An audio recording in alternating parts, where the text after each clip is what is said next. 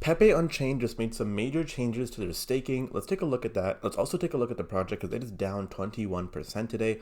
Is this looking good? Is this looking bad? Let's take a look. Now, before we get started, guys, I want to quickly say, if you guys want to go ahead and buy, sell, stake, send, receive any sort of crypto fully anonymously, so that means no KYC, no ID verification, fully anonymous, go and check out the best wallet. I'll leave a link to it down below, guys. It'll be the first link in the description. It is literally easy to use, fully anonymous. So again, it's super cool. And not only that, guys, they have a crazy airdrop campaign going on right now where you're going to be able to get free best tokens by just completing some simple tasks and quests. So, on days like this where the markets are pretty dead, may as well go and take advantage of this and get some free tokens. Now, over to Pepe Unchained. Like I said, down 21% in the past day, down 17% in the past week, and down 40% in the past month. Now, guys, I can't really complain or say too much. It's down 82% in the past year after it did have a crazy rally anyways. If you didn't catch that crazy rally, I don't know what to say. But guys, what I will say is the whole market is down right now, okay? Everything is just taking a dumpy wumpy,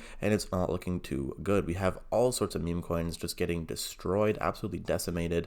Yeah, it is, not good at all, right? A lot of meme coins are just crashing real hard right now, including Pepe Unchained. Now, let's take a look at some tweets. So the first they tweeted, Pepe is clever and behind the scenes is coming up with brilliant ideas about how to unleash the full potential of Pepe Unchained.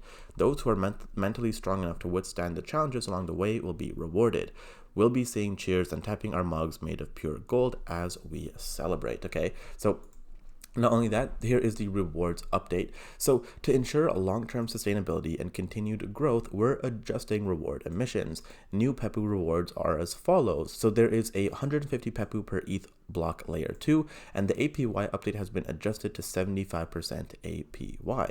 So this slowdown in rewards is a strategic step to ensure Pepe remains sustainable and rewarding the community over time. Now, I think this is pretty bullish, guys. They are, low-key cooking with this one, because let's be real. If they had whatever, I believe their rewards was like 200% or something, or maybe 100%, it eventually would have been bad and it would have ran out.